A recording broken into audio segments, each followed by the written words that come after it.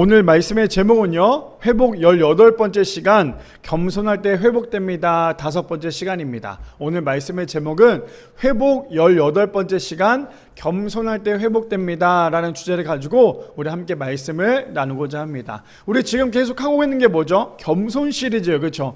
우리 성도님들 벌써 5번째, 제가 그때 한 10번째까지 간다고 했는데 지금 딱 중간까지 왔는데 우리 성도님들 얼마나 겸손해지셨습니까? 겸손해지셨어요? 아니에요? 여전히 똑같아요? 여전히 변화되지 않았어요? 겸손해진다라는 거 쉽진 않아요. 그렇죠?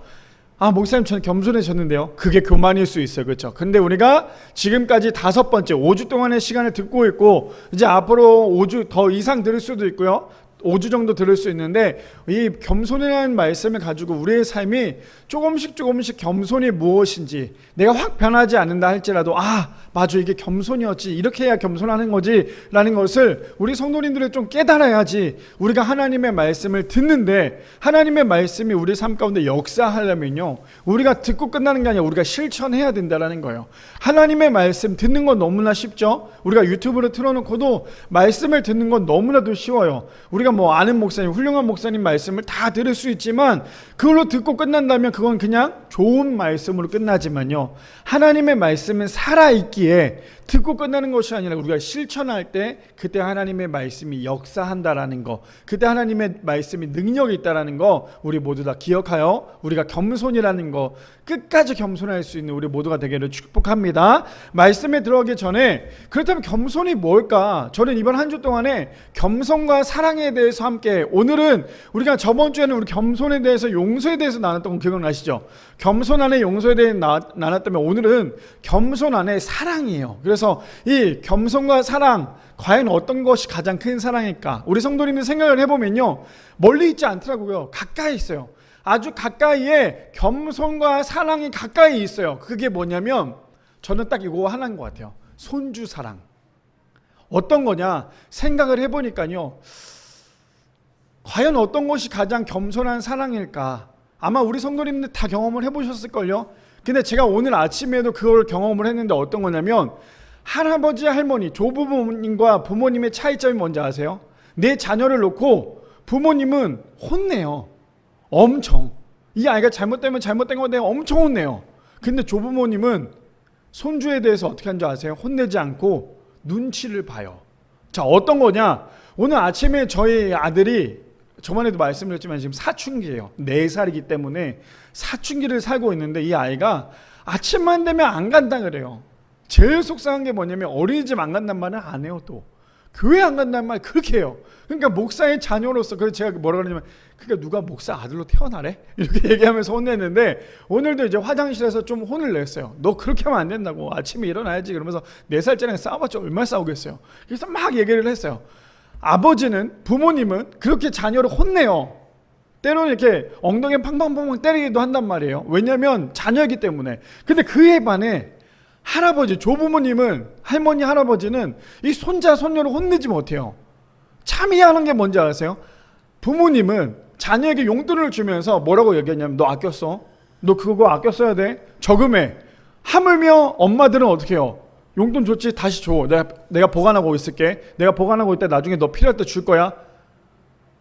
저는 못 받아봤던 것 같아요. 주지 않죠. 근데 그렇게 해요. 그런데 희한한 건 부모님은 돈을 주면서도 뭐라고 하지만 아껴 쓰라고 뭐라 하지만 조부모님들은요 희한한 게 뭔지 아세요?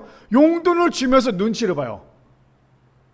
손자 손녀에게 돈을 주면서 용돈을 주면서 돈을 주고 난 다음에 이제 부모님처럼 뭐라 할 수도 있겠지만 그렇지 않아요. 용돈을 주면서도 진짜 이거 너 잘 써. 나중에 또 내가 사줄 거니까 걱정하지 말고 써. 이 조부모님과 부모님의 차이라는 거예요. 물론 부모님이 자녀를 사랑하지 않기 때문에 그런 게 아니라 자녀를 사랑하는 마음과 조부모님이 또 손자 손녀를 사랑하는 마음이 똑같지만 행동이 조금 다를 수도 있다는 거예요. 같은 사랑이라는 거죠. 왜요? 사랑하기 때문에 관심이고 사랑하기 때문에 혼내기도 하고 사랑하기 때문에 더 안아줄 수도 있기 때문이에요. 사랑하지 않으면요 안아주지 않아요. 관심 없어요. 그게 바로 사랑하지 않는 사람의 모습이라는 거죠. 제가 왜 오늘 시작으로 이렇게 시작을 하냐면 제가 주변에 이번 한 주 동안에 이 말씀을 묵상하면서 과연 어떤 사랑일까, 어떤 마음일까라고 생각을 해보니까요, 멀리 있지 않더라고요. 제 주변에 할아버지, 할머니가 손자, 손녀를 사랑하는 모습들을 보니까 이런 거였구나. 생각해 보세요. 내가 내 자녀를 너무너무 사랑하잖아요.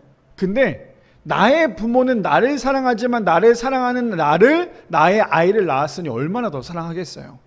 그런 마음을 보니까 예수님의 사랑이 저것보다 더 크겠지만 그나마 우리가 조금 더 그 사랑을 알 수 있다는 거. 하나님께서 부모님을 주셨던 이유, 하나님께서 자녀를 주신 이유는 그 사랑이 어떤 건지 알게 깨닫게 하기 위함이었구나라는 것을 이번 한 주 동안 좀 많이 깊이 묵상했던 것 같아요.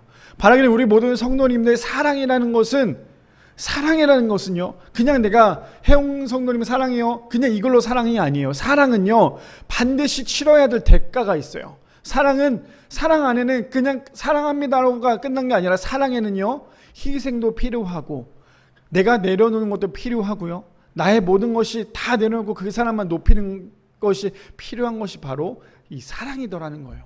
바라기는 우리 모든 성도님들 말뿐인 사랑이 아니라 정말 희생적인 사랑, 예수님께서 우리를 사랑했던 그 사랑을 우리 주변 모든 사람들에게 사랑할 수 있는 우리 모든 성도님들 되시기를 축복합니다.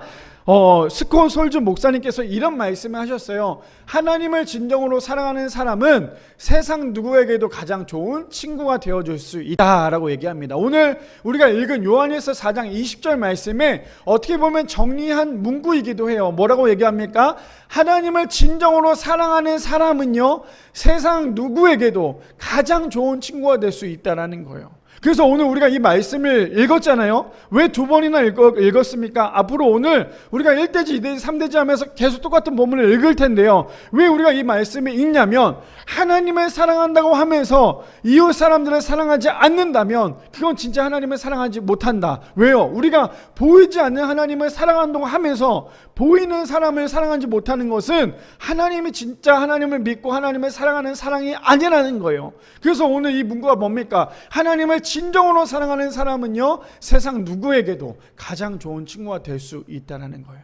바라기는 우리 모든 성도님들, 보이지 않는 하나님을 사랑하십니까? 내 눈에 보이지 않는 하나님을 진정 사랑하십니까? 그렇다면 내 눈에 보이는 내 주변에 있는 모든 사람들을 하나님께서 우리를 사랑하신 것처럼 사랑해 줄 수 있는 우리 모든 성도님들 되시기를 축복합니다. 오늘 이제 말씀의 제목이 회복 18번째 시간, 겸손할 때 회복됩니다 라는 주제를 가지고 우리 함께 세 가지로 나누기를 원하는데요. 첫 번째입니다. 겸손한 사람이 사랑해야 하는 이유라는 거예요. 첫 번째, 겸손한 사람이요 사랑해야 하는 이유입니다. 우리 본문을 좀 볼까요? 요한일서 4장 20절 말씀, 아까 전에 우리가 읽었던 말씀인데 오늘 이 말씀 한 구절을 가지고 함께 나누려고 하는데 그 중에 우리가 첫 번째 줄만 읽으려고 해요. 뭐라고 얘기합니까? 누구든지 하나님을 사랑하노라 하고 라고 시작을 합니다. 누구든지 하나님을 사랑하노라 하고 라고 시작을 하는데, 그렇다면 우리가 사람들을 사랑해야 하는 이유가 무엇일까? 20절에 보니까 이렇게 얘기해요. 누구든지 하나님을 사랑하노라 하고 그 형제를 미워하면 이는 거짓말하는 자니. 이해되십니까? 사랑한다라고 하지만 그 형제를 미워하면 그건 거짓말이래요. 왜요? 보는 바 그 형제를 사랑하지 아니하는 자는 보지 못하는 바 하나님을 사랑할 수 없기 때문이다. 이게 너무너무나 중요한 말씀이에요.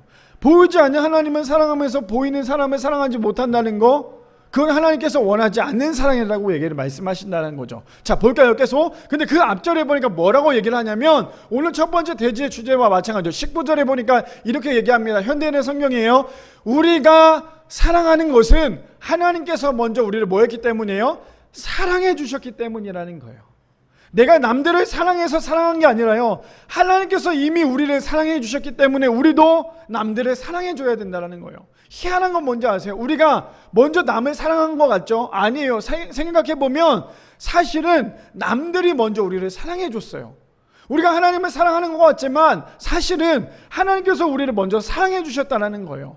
우리가 하나님 사랑합니다, 사랑합니다, 사랑합니다라고 말을 하지만 사실은 하나님께서 우리를 먼저 사랑해 주셨기 때문에 우리가 하나님을 사랑할 수 있다라는 거예요. 자, 계속 볼까요? 우리 7절과 8절에 보면 요한일서의 말씀에 보면 사랑에 대해서 굉장히 강조를 많이 합니다. 7절에 이렇게 얘기하죠. 사랑하는 자, 두 가지가 나와요. 7절과 8절에 보면 사랑하는 자와 8절에 사랑하지 않은 자가 나오는데 잘 보세요. 사랑하는 자들아, 우리가 서로 사랑하자. 사랑은 누구에게 속한 것이에요? 하나님께 속한 것이니 사랑하는 자마다 하나님으로부터 나서 하나님을 알고. 사랑이 얼마나 중요한지 아시겠죠?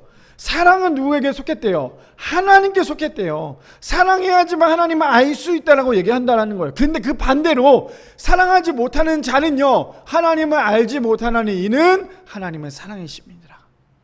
사랑하는 자와 사랑하지 못하는 자를 지금 대조해서 이야기를 하고 있어요. 사랑하는 사람은요, 하나님께 속한 사람이지만 사랑하지 못하는 사람은 뭐래요? 하나님을 알지 못하는 사람이래요.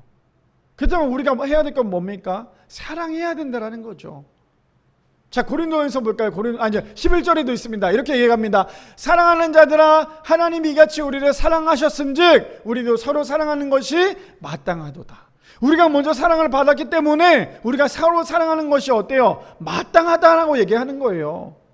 그뿐 아닙니다. 고린도전서 11장 4절에서 7절 말씀, 이 말씀은요, 제가 다음 주는 다른 말씀이고 그 다음 주에 이제 고린도전서 13장 4절에서 7절 말씀을 가지고 마지막 겸손 사랑에 대해서 나누려고 하는데요. 자, 먼저 볼까요? 사랑은 오래 참고, 사랑은 온유하며, 시기하지 아니하며, 사랑은 자랑하지 아니하며, 교만하지 아니하며, 무례행하지 아니하며, 자기의 유익을 구하지 아니하며, 성내지 아니하며, 악한 것들을 생각하지 아니하며. 6절에 이렇게 얘기하죠. 불의를 기뻐하지 아니하며 진리와 함께 기뻐하고 모든 것을 참으며 모든 것을 믿으며 모든 것을 바라며 모든 것을 견디느니라. 이거 사실 저번 주에 우리가 함께 나눴던 말씀이에요. 저기에서 사랑 대신에 뭘 집어넣으라고 얘기했죠? 겸손을 집어넣으라고 말씀드렸죠. 사랑하는 사람은 겸손해야 된다는 거죠. 그뿐 아닙니다. 로마서 13장 10절 말씀에 보니까 이렇게 얘기해요. 사랑은 이웃에게 악을 행하지 아니하나니 그러므로 사랑은 율법의 완성이니라. 사랑이 얼마나 중요한지를 지금 계속 성경에서 이야기하고 있다는 거예요. 기독교를 한마디로 표현하자면 뭔지 아세요? 기독교를 한마디로 표현하자면 기독교는 사랑이다.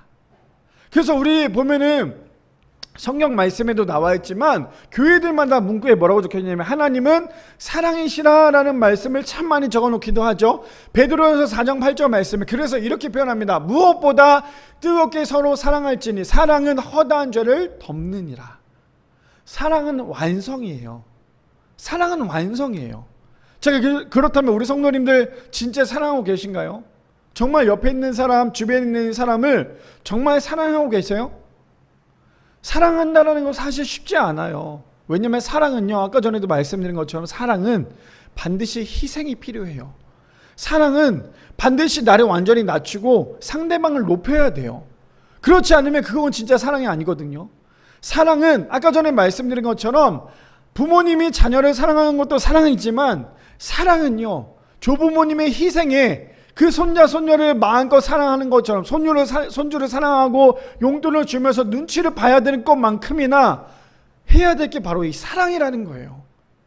그렇다면 우리 성도님들의 사랑, 지금까지 우리가 살면서 어떤 사랑을 과연 하면서 살아오셨나요? 이기적인 사랑? 아니면 내가 받으려고만 했던 사랑? 우리가 흔히 말하는 찬양 중에 그런 찬양이 있죠. 당신은 사랑받기 위해 태어난 사람.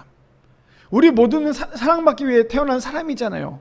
그렇다면 내가 정말 사랑받을 짓을 하고 있는지, 아니면 내가 상대방을 정말 사랑하고 있는지를 한번 오늘 이 시간에 좀 묵상해보는 시간이 되었으면 좋겠어요. 오늘 성경에서 계속 이야기를 하고자 하는 거, 첫 번째가 무엇입니까? 겸손한 사랑이 사랑해야 하는 그 이유가 뭐냐면 하나님께서 먼저 사랑하셨기 때문에. 우리가 초반에도 제가 기도하면서도 말씀을 통해서 말씀드렸지만 우리가 말씀을 읽을 때도 예배를 드릴 때도 우리의 삶이 변화되지 않으면 진정한 그게 예배가 되지 않아요. 저는 오늘 우리 대표 기도해 주신 우리 권사님 기도 중에 딱 한 그 문구에 꽂혔어요. 그게 뭐냐면 변화되는 예배가 되게 해달라고. 변화되는 예배가 되게 해달라는 그 문구에 저는 굉장히 은혜가 됐어요. 그래서 제가 기도하면서 계속 인용하면서 얘기하고 있지만 무슨 말이냐, 예배 시간에 변화되지 않는 예배라면 진짜 예배가 될 수 없어요. 진짜 변화되는 사랑을 통하여, 사랑은요 사람을 변화시켜요. 사람은 진짜 사람을 변화시킨다라는 거예요. 근데 진짜 사랑이 아니기 때문에 상대방이 변화되는 게 쉽지 않다라는 거예요. 바라기는 우리 모든 성도님들, 겸손한 사람이 사랑해야 하는 이유는요, 우리가 먼저 받았잖아요. 그 사랑을 내가 받았잖아요. 나는 아직도 그 사랑에 목말라 있는데요, 나는 아직도 그 사랑 때문에 너무너무 힘든데요. 물론 힘들 수도 있어요. 그런데 중요한 건 우리가 다시 내 뒤를 돌아보면요, 하나님께서 우리를 먼저 사랑해 주셨고, 부모님이 나를 먼저 사랑해 주셨고, 주변에 있는 사람들이 나를 먼저 사랑해 주셨기 때문에 내가 사람들을 사랑할 수 있는 그 사랑이 될 수 있다는 거예요. 어렸을 때부터 사랑을 많이 받고 자라는 아이들은요, 커서도 그 사랑을 줄 수 있어요. 근데 어렸을 때부터 부모님과 사람들로부터 사랑을 많이 받지 못한 사람은 사랑을 주는 방법을 몰라요. 그러다 보니까 그 사랑이 되게 낯설기도 하고 부끄럽기도 한다라는 거예요. 근데 그 사랑은요, 하나님께서 나에게 주신 사랑이기 때문에, 주님께서 나에게 주신 계명이기 때문에 우리가 사랑해야 된다라는 거예요. 바라기는 우리 모든 성도님들, 첫 번째 주제처럼 겸손한 사람이 사랑해야 하는 이유는요, 하나님께서 나를 사랑하셨기에 나도 사람들을 사랑해야 된다는 거예요.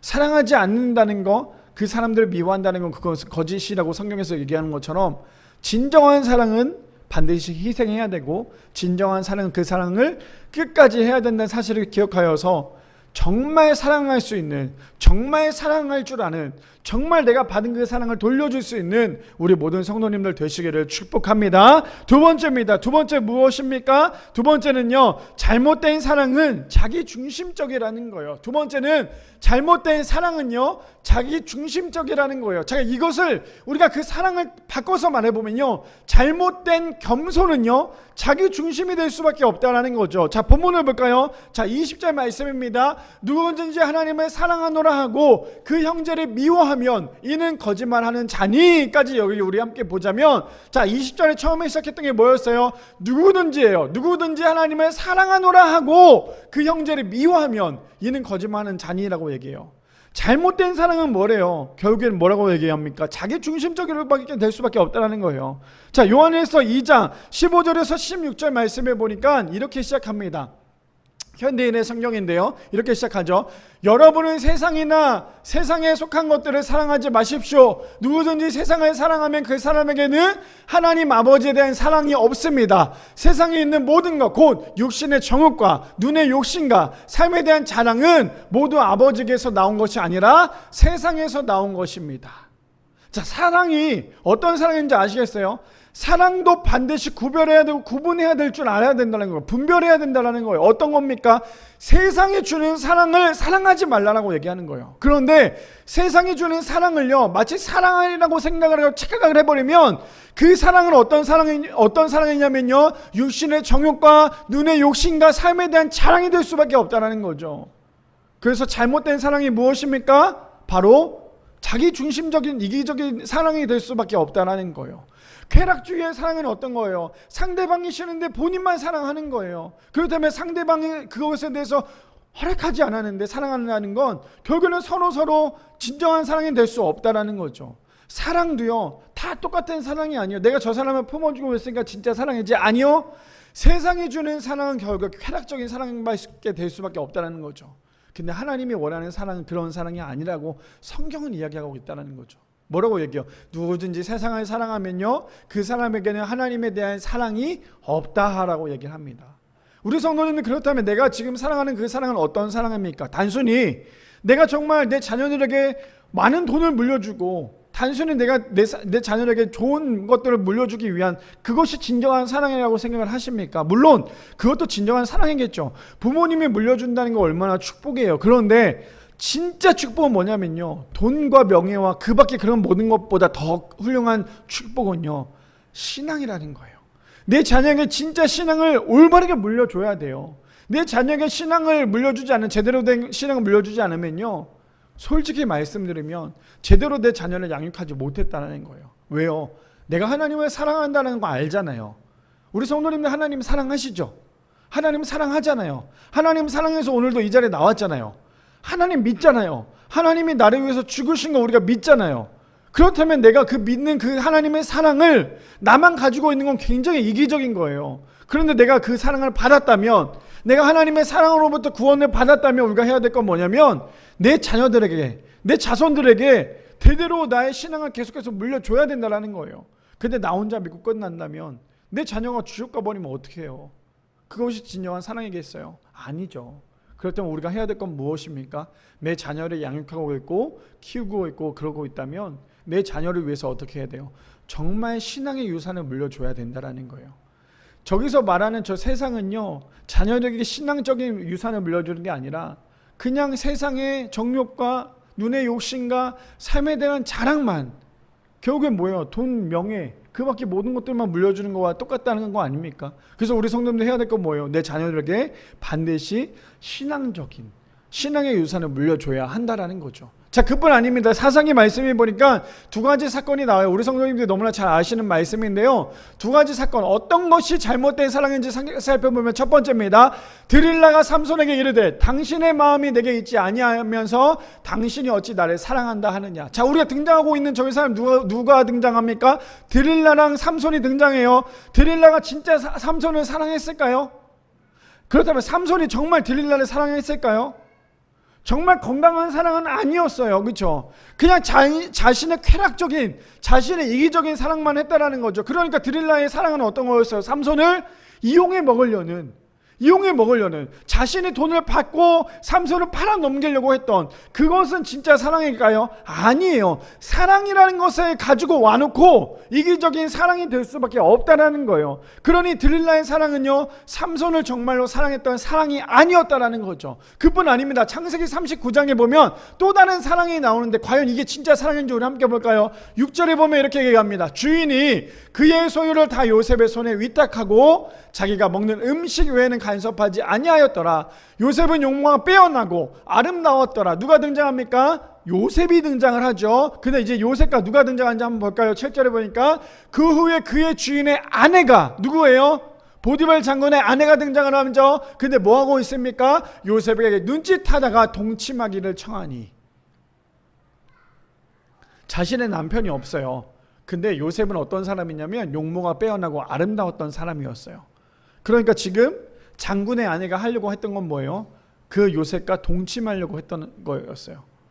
근데 자 볼까요? 자 어떻게 하는지. 자 10절에 보니까요, 여인이 어떻게 하고 있어요? 첫 번째도 아까 동침한다는 말이 나왔죠. 10절에도 보니까 여인이 날마다 요셉에게 청하였으나 요셉이 듣지 아니하여 동침하지 아니할 뿐더러 함께 있지도 아니하니라. 요셉이 저렇게 했던 이유는 뭐라고 저번에 말씀드렸죠? 하나님을 두려웠기 때문이죠. 그런데 여전히 그 주인은 뭐하고 있어요? 요셉과 동침하기를 원했죠. 그런데 이제 사건이 터집니다. 어떤 사건이 터집니까? 12절에 보니까 그 여인이 그의 옷을 내고, 누구요? 요셉이 옷을 잡고 이르되 나와 동침하자. 그러나 요셉이 자기의 옷을 그 여인의 손에 버려두고 밖으로 나가매. 13절에요. 그 여인이 요셉이 그의 옷을 자기의 손에 버려두고 도망하여 나감을 보고, 얼마나 열이 받겠어 이 여인이. 그렇죠? 계속 동침하자고 얘기를 했는데도 불구하고 요셉은 어떻게 하고 있어요? 동침하기를 거부했죠. 하물며 옷을 붙잡자 옷을 벗어 던지고 나가버렸어요. 근데 14절에 보니까요, 그 여인이 집 사람들을 불러서, 자신이 안 되니까 너무 화가 나니까 이제 요셉을 감옥에 가두려고 해요. 그러니까 어떻게 합니까? 보라, 주인이 히브리 사람을 우리에게 데려다가 우리를 희롱하게 하는도다. 그가 나와 동침하고자 내게로 들어오므로 내가 크게 소리를 질렀더니. 지금 저 여인이 말한 게 맞아요? 아니었어요. 그렇죠? 저 여인은 반대죠. 자신이 동침하려고 꼬셨는데 요셉은 어떻게 했습니까? 아예 그 죄로부터 멀리하기 위해서 아예 모든 것을 다 버려두고 그 자리를 떠났다는 거예요. 여기에 우리가 큰 메시지가 있죠. 어떤 겁니까? 죄가 우리에게 온다면, 저번에도 말씀드렸죠. 죄가 우리에게 왔을 때 우리가 해야 될 건 뭡니까? 아, 죄야 어떡하니? 죄를 묵상하면 계속 죄를 지을 수밖에 없어요. 죄가 왔을 때 다 버려두고 그 자리에 떠나야 돼요. 요셉처럼. 요셉은 어떻게 했어요? 아까 저번에도 우리 함께 나눴잖아요, 이 말씀. 그렇죠? 요셉이 그냥 그 여인과 동침했으면 요셉은 아주 편안하게 살았겠죠. 근데 요셉은 그 여인과 동침하기보다, 그것보다 더 높았던 건 무엇입니까? 하나님이셨잖아요. 그러니까 그 죄보다, 그 죄를 멀리 했던 이유는 하나님과 가까이 했던 사람이 요셉이었기 때문이죠. 자 15절에 보니까 그래서 어떤 일이 벌어지냐, 그가 나의 소리 질러 부름을 듣고 그의 옷을 내게 버려두고 도망하여 나갔느니라 하고. 저기서 나오는 저 여인은 요셉을 사랑했을까요? 갑자기 너무 잘생겨서 금방 사랑에 빠진 사람처럼 그런 모습이었을까요? 저 여인이 사랑했던 저 사랑은 어떤 거냐면요, 온전한 쾌락주의 사랑이었어요. 정말 사랑하는 사람은요, 아껴주는 거예요. 정말 사랑하는 사람은 아껴주는 거예요. 근데 그거 쉽지 않죠. 사랑해주는 거, 사랑하는 거, 아껴주는 거 쉽지 않아요. 자꾸만 내가 내 소유를 하려고 하고자 하는 게 자꾸 사랑이라고 생각하는데, 내가 내 거라고 소유를 하려고 하는 건 진짜 사랑이 아니에요. 진짜 사랑은요, 아껴주는 거예요. 근데 지금 저 여인이 요셉에게 했던 행동은 무엇입니까? 정말 그 요셉을 사랑했다면 어떻게 해야 돼요? 아껴줘야겠죠. 물론 사랑해서도 안 돼요. 근데 정말 그리스도인답게 사랑했다면요, 요셉에게 저렇게 행동하면 안 됐겠죠. 근데 저 여인이 했던 건 뭡니까? 쾌락주의적 사랑이었다는 거예요. 자, 두 번째 주제가 무엇이었어요? 잘못된 사랑은요, 자기 중심적인 사랑이 될 수밖에 없다라는 거예요. 사랑이라는 게 그냥 단순히 사랑, 이 단어 하나로 끝나는 게 아니라 이 사랑의 의미는 굉장히 많은 것들이 담겨져 있다는 거예요. 잘된 사랑과 잘못된 사랑, 이 사랑들이 정말 많다면 우리 성도님들, 그렇다면 어떤 사랑을 지금도 하고자 하고 지금도 그 사랑을 하고 계십니까? 하나님이 원했던 사랑은 자기가 죽기까지 사랑했던 사랑이었어요. 단순히 내가 너를 이용해서 사랑하고자 하는 사랑이 아니었다라는 거예요. 오늘 제가 묵상을 하다 맨 마지막 말씀에 보면요, 너무나 귀한 말씀이 나오는데 우리 성도님도 아마 이거 100번 이상 들어봤을 말씀이에요. 그건 이제 마지막 3대지 때 마지막으로 나눈 말씀인데, 제가 이 말씀을 계속 묵상하다 마지막 그 메시지가 오늘 이 사랑에 대한 완성이지 않을까라는 생각을 했는데요. 그 사랑이 뭐냐? 죽기까지 사랑하는 거. 아니요, 죽음도 두려워하지 않는 사랑이 진짜 사랑이더라는 거예요. 그게 어떤 사랑입니까? 예수님이 우리를 사랑했던 사랑이라는 거예요. 바라기는 우리 모든 성도님들의 사랑은요, 다 같은 사랑이 아닙니다. 세상이 주는 사랑은 어떤 거였어요? 세상적인 쾌락이었다라는 거예요. 우리 모든 성도님들, 잘못된 사랑으로 자기 중심적인 사랑이 아니라 정말 건강한 사랑, 정말 올바른 사랑, 진정한 사랑으로 상대방을 더욱더 섬겨주고 나를 희생할 줄 아는 사랑이 될 수 있는 우리 모든 성도님들 되시기를 축복합니다. 마지막 세 번째입니다. 마지막 세 번째 무엇입니까? 이렇게 얘기하죠. 사랑으로 겸손할 때 회복되어진다라는 거예요. 마지막 세 번째는요, 우리 원래 계속 세 번째 대지가 뭐였어요? 겸손할 때 회복됩니다 였잖아요. 그렇죠? 근데 오늘은 앞에 뭐가 붙냐? 사랑으로 겸손할 때 회복됩니다. 자, 말씀 들어가기 전에 문구가 있는데요, 제가 지금 계속 읽고 있는, 우리 성도님들에게 계속 나누고 있는, 제가 너무너무나 존경하는 그 조정민 목사님, 나이가 40대 후반때 예수님을 만나서 목사가 되었고 지금은 수많은 사람에게 영향력을 끼치고 있는 사람이었어요. 근데 그 목사님이 이렇게 사랑에 대해서 얘기합니다. 뭐라고 얘기하냐면, 문구를 볼까요? 이렇게 얘기하는데요, 사랑은 결코 실패하는 법이 없습니다. 사랑은 나를 먼저 살리기 때문입니다. 사랑이 어떤 의미인지 아시겠어요? 마지막 세 번째 주제가 뭐였어요? 사랑으로 겸손할 때 회복되어진다라고 얘기했죠. 그 이유가 무엇이냐면, 사랑은 결코 실패하는 법이 없대요. 왜냐하면 사랑은요, 나를 먼저 사랑하기 때문이에요. 내가 상대방을 사랑하는 것 같지만 사실 상대방이 나를 더 많이 사랑한다라는 거예요. 나의 사랑, 나의 희생적인 사랑이 내가 저 사람들을 더 많이 사랑하는 것처럼 보이지만 결국에는 내 자신이 회복되어진다는 거예요.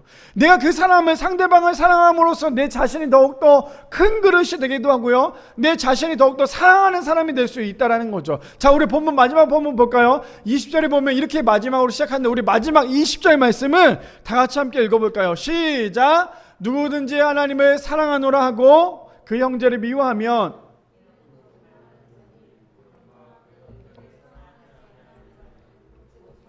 하나님을 사랑할 수 없느니라. 우리 20절 말씀 너무나 중요하다 말씀드렸죠. 누구든지 하나님을 사랑하노라 하고 그 형제를 미워하면, 사랑이라고 얘기하고 있지만 사실은 그 형제를 미워하면 그건 거짓말이래요. 왜냐? 보는 바 그 형제를 사랑하지 않기 때문이고요, 보지 못하는 바 하나님을 사랑할 수 없기 때문이라는 거예요.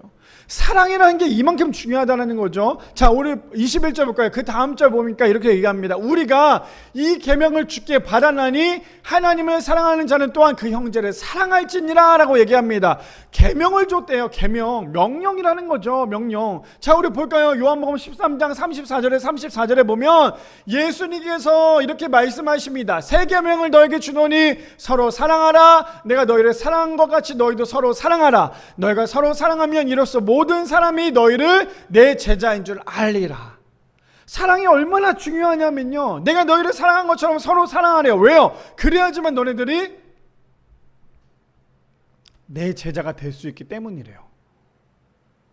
얼마나 이 사랑이 크냐면 예수님께서 너네들이 정말 사랑해야지만 내 제자가 될 수 있다라고 말씀하고 계신다는 거예요.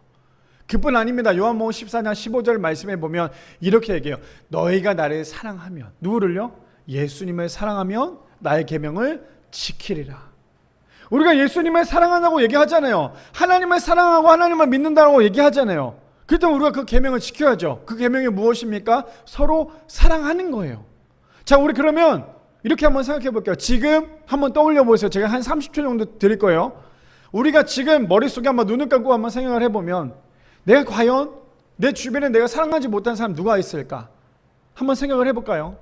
과연 내가 지금 내 삶에 내가 여전히 그 사람을 사랑하지 못하고 내가 여전히 그 사람 때문에 상처받았던 그것들이 너무나 커서 그 사람이 아직도 믿고 그 사람 때문에 잠을 못 자가며 그 사람이 나에게 상처가 되고 있다면 한번 속으로 묵상을 해봤으면 좋겠어요. 과연 내가 그 사람까지 사랑할 수 있을지. 자, 우리 성도님 눈을 떠볼까요? 자, 어떤 사람이 머릿속에 떠오르십니까? 떠오르세요? 아, 내가 정말 저 사람을 사랑해야 되는데 아직도 그 사람을 사랑하지 못하는 그 사람이 떠오르세요? 자, 그런데요, 사랑이라는 거, 그렇다면 우리가 무조건 다 사랑할 수는 없는 거예요. 예를 들어서 나에게 피해를 주거나 나에게 사기를 치려고 하는 사람도 사랑하는 거 사랑해야죠. 근데 그 사람을 무조건 사랑해서 내가 그 사람을 통해서 사기를 당해야 될까요? 그건 아니에요. 우리가 사랑이라는 것은 아까 전에 말씀드린 것처럼 하나님께서 나를 사랑할 때 끝까지 사랑했던 것처럼 우리가 원수를 사랑해야 되는 건 당연하지만 그 사람이 나를 통하여 사기를 치려고 하고 그 사람이 나를 통하여 무너뜨리려고 한다면요, 그 사람을 내가 끝까지는 사랑해 줄 수 있지만 내가 그 사람 때문에 넘어질 필요는 없다라는 거예요. 자, 우리 그렇다면 좀 전에 우리가 묵상했던 거, 사랑해야 된다는 거 우리 한번 묵상을 해보면요, 과연 내 주변에 어떤 사람을 사랑해야 될까요? 아마 제가 이렇게 말씀해 드렸을 때 우리 성도님들 머릿속에 제일 먼저 떠올랐던 게 아마 이걸 거예요. 나를 가장 힘들게 했던 사람, 나에게 가장 고통스럽게 했던 사람이 가장 먼저 떠오르지 않을까요? 근데 그 사람조차도 하나님께서 사랑하시래요. 쉽지 않죠. 사랑할 수 없어요. 우리가 어떻게 그 사람까지 사랑하겠어요? 내가 예수님이 아닌데. 근데 사랑하려고 노력해야 된다는 거예요. 어떻게 해요?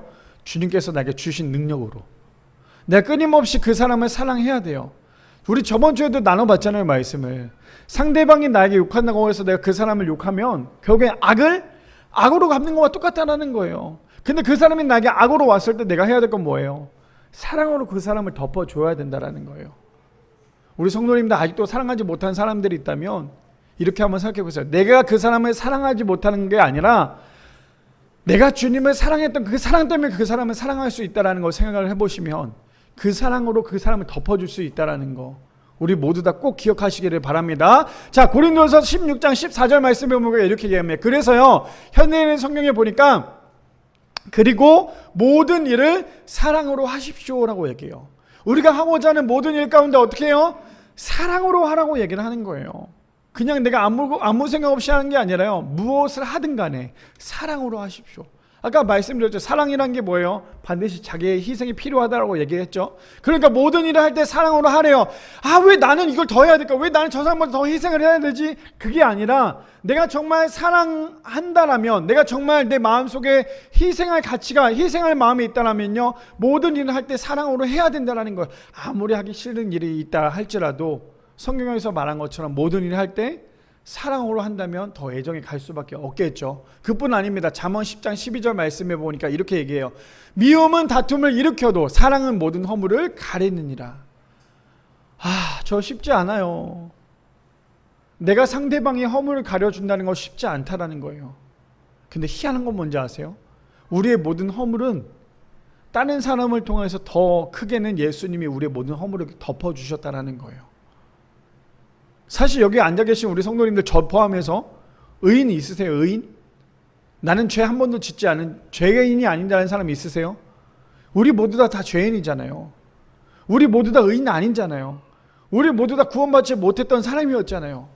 근데 그런 사람이 어떻게 되었어요? 예수님을 만나고 하나님의 귀한 선물로 인하여 우리 모두 다 구원을 받았잖아요. 근데 우리도 그런 사람이었다는 거예요. 그런데 우리도 그런 수많은 죄들을, 그 많은 허물들을 덮어줬다면 우리도 상대방을 어떻게 해야 돼요? 수많은 허물들을 덮어줘야 된다는 거예요. 쉽진 않지만, 정말 쉽진 않지만 겸손한 사람이 해야 될 문제라는 거예요. 그렇다면 여기 강단에 선 목사인 저도 저 말씀을 하면서 과연 나는 저렇게 잘할 수 있을까? 아니요, 저도 못해요. 제가 못하기 때문에 우리 함께 해보자는 거예요. 함께 하나님의 말씀에 힘입어서 해보자는 거예요. 나는 할 수 없지만 하나님의 말씀의 능력은 할 수 있잖아요. 나는 할 수 없지만 하나님께서는 하실 수 있잖아요. 그래서 내가 할 수 있는 게 아니기 때문에 내가 하려고 하는 게 아니라 하나님께서 나를 통해 하실 수 있도록 우리가 해야 될 건 뭡니까? 기도해야 된다는 거예요. 그래야지만 미움은 다툼을 일으켜도요, 사랑은 모든 허물을 가리울 수 있다는 거죠. 골로새서 3장 12절에서 14절에 보면 이렇게 얘기합니다. 여러분은 하나님의 택하신 사랑을 받은 거룩한 사람입니다. 그러므로 불쌍히 여기는 마음과 친절과 겸손과 부드러움과 인내로 서로 참으며 언짢은 일이 있더라도 주님께서 여러분을 용서하신 것처럼 서로 용서하십시오 라고 얘기하고 있어요. 우리는 어떤 사람이에요? 택하신 사랑받는 거룩한 사람이에요. 누가요? 하나님께서 우리를 선택했잖아요. 우리를 선택하셨잖아요. 그러니까 우리가 해야 될 건 뭡니까? 아무리 언짢은 일이 있다 할지라도 주님께서 우리를 용서하신 것처럼 우리가 용서해야 된대요. 왜요? 14절에 보면 이게 있거든요. 14절에 그리고 이 모든 것 위에 뭐 하래요? 사랑을 더하래요. 사랑이 모든 것의 완성이라고 말씀드렸잖아요. 이 모든 것 위에 사랑을 더하십시오. 사랑은 그 모든 것을 완전히 하나로 묶어주는 띠와 같은 것입니다 라고 얘기합니다. 자, 이제 마지막이에요. 제가 아까 서두에도 우리 성도님에게 말씀드렸다시피 제가 오늘 이 말씀이 굉장히 한 줄 동안의 묵상이 되었다고 말씀드렸던 그 구절이 뭐냐면요, 단순히 예수님께서 우리에게 사랑해라, 서로 사랑해라, 사랑해야 너네가 내 제자가 될 수 있다, 그냥 예수님께서 말씀하신 그 사랑이 아니었어요. 어떤 사랑인지 한번 볼까요? 예수님이 사랑했던 사랑, 마태복음 26장 50절 말씀입니다. 아마 우리 성도님들 한 100번 이상 읽어봤을 말씀이에요. 왜요? 예수님께서 잡히셨던 그 배경 아시죠? 예수님께서 잡히셨던 배경이었어요. 근데 50절에 보니까 이렇게 얘기합니다. 예수께서 이르시되 친구여 내가 무엇을 하려고 왔는지 행하라 하신데 이에 그들이 나와 예수께 손을 대어 잡는지라. 어떤 배경인지 아시겠어요? 예수님께서 서로 사랑하라라고 얘기했던 그 사랑이 단순히 말뿐인 사랑이 아니라 진짜 사랑이었던 거 아시겠어요? 왜요? 지금 배경에 보니까 뭐라 그래요? 예수님을 잡으러 온 사람에게 예수님이 뭐라고 말씀하세요? 친구야, 네가 하려고 했던 것이 무엇인지 지금 당장 해. 저 말이 쉬운지 아세요, 성도님들? 저 말 쉬운 거 아니에요. 한번 상상을 해보세요. 이제 내가 저 사람에게 붙들리면 죽어요. 내가 저 사람에 붙들리면 내가 지금 당장 심판을 받아요. 그런데도 불구하고 예수님이 말씀하셨던 게 뭐예요? 지금 너가 하고자 하는 것을 행하래요. 그 말이 나온다는 건 뭐냐면요, 예수님은 자신이 죽기까지 원수를 사랑했다라는 거예요. 저 말 쉬운 게 아니라니까요. 제가 왜 저 말씀을 마지막에 가져왔냐면요, 저렇게 된다라는 건 우리 일반적인 사람은 쉽지 않잖아요. 저 또한 저건 말도 안 되거든요. 내가 죽는다니까요. 내가 이제 죽어요. 스데반 집사가 돌에 맞아가면서 자신의 죄를, 저들의 죄를 저들은 알지 못하니까 용서해 주십시오라고 하나님께 말씀하셨다는 거, 이건 말도 안 되는 사랑이었잖아요. 근데 지금 예수님의 사랑은 뭐예요? 이제 내가 잡혀가요, 저 사람들에게. 예수님이 과연 저 사람들과 힘이 없어서 그냥 잡혀갔을까요? 아니죠. 예수님은 저 사람들 그냥 그 한 번에 끝낼 수 있는 사람이 예수님이셨지만, 예수님의 사랑은요 정말 자신이 죽기까지 그 원수를 사랑했던 사랑이었다는 거예요. 예수님께서 서로 사랑해라라는 그 사랑이 어떤 건지 아시겠어요? 그냥 단순히 사랑해, 내가 너무나 너 때문에 마음이 불편하지만 그래도 내가 널 사랑해, 그냥 단순히 이런 사랑이 아니라니까요. 내가 죽는지 알면서도 상대방을 사랑했다라는 거예요. 예수님의 진짜 사랑은. 근데 이게 정말 쉬운 게 아니에요. 아니요, 못해요. 아마 우리 죽을 때까지 못할걸요? 죽어서도 못할 거예요, 이거는. 왜냐면 원수를 사랑한다는 거 말도 안 되잖아요. 근데 예수님께서 어떻게 하세요? 친구야, 내가 무엇을 하려고 왔는지 행하라 하신데 이에 그들이 나와 예수께 손을 대어 잡는지라. 만약에 그들이 그 예수님의 사랑을 깨달았으면요, 그 자리에 무릎을 꿇어야죠. 근데 그들이 했던 건 뭐예요? 이기적인 사랑, 자기 중심적인 사랑이었던 사람은요, 남이 아프든 말든 신경 안 써요. 아껴주지 않거든요. 그 사람이 아파서 끙끙대고 울어도 상관없어요. 왜냐하면 나만 좋으면 되거든요. 근데 그거 사랑 아니거든요. 성경에서 말하는 사랑은 어떤 사랑인지 아시겠어요? 오늘 말씀하시는 사랑? 보이지 않는 하나님을 사랑한다고 얘기하면서 어떻게 너네들 보이는 그 이웃들을 사랑하지 못하냐? 그럼 너네들 그건 거짓이다. 지금 성경은 그것을 계속해서 강조하고 있어요. 왜냐? 왜 너네들이 그들을 사랑해야 되냐? 내가 너네들을 먼저 사랑했고 내가 너네에게 준 그 계명이기 때문이다. 하나님께서 오늘 메시지가 이 메시지라는 거예요. 바라기는 우리 모든 성도님들 사랑한다는 건 쉽지 않죠. 그동안에 우리가 사랑에 대해서 단어를 참 많이 들어봤을 거예요. 그렇죠? 사랑합니다라는 말을 참 많이 했을 거예요. 그런데 진짜 그 사랑이 어떤 건지를 우리가 생각을 해본다면 사랑합니다라는 말 쉽게 나오지 않아요. 근데 그 사랑은요, 결국에는 내가 희생해야 되지만 할 수 있는 거고 내가 죽어야지만 할 수 있는 게 진짜 사랑이라는 거예요. 그래서 하나님께서 가정을 주셨고요.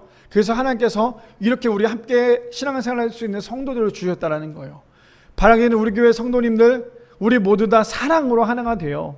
하나님께서 말씀하셨던 모든 것들을 사랑하고 모든 일을 할 때마다 사랑할 수 있는, 그래서 오늘 말씀처럼 우리가 사랑으로 겸손할 때 회복할 수 있는, 그래서 우리 안에 사랑이 날마다 넘쳐날 수 있는 사랑하는 우리 교회 성도님들 되시기를 축복합니다.